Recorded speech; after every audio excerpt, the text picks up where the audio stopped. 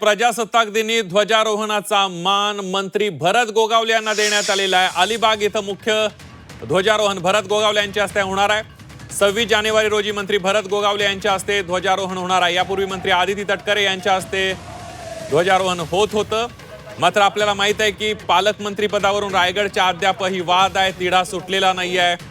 मात्र या सगळ्यामध्ये ध्वजारोहणाचा मान मागल्या अनेक वर्षांपासूनची जी इच्छा होती मंत्री भरत गोगावले यांची ही पूर्ण होताना दिसते।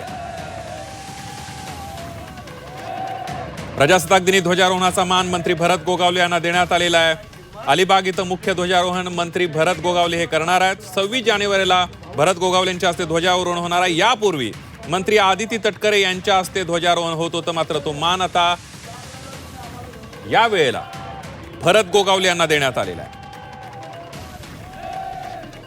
रायगडच्या पालकमंत्री पदावरून शिवसेना आणि राष्ट्रवादीमध्ये तटकरे कुटुंबीय आणि शिवसेनेच्या आमदारांमध्ये भरत गोगावलेंमध्ये ज्या पद्धतीने रस्सीखेच सुरू होती ते संपूर्ण महाराष्ट्राला माहित आहे आणि त्यातच आता ध्वजारोहणाचा मान भरत गोगावले यांना मिळालेला आहे।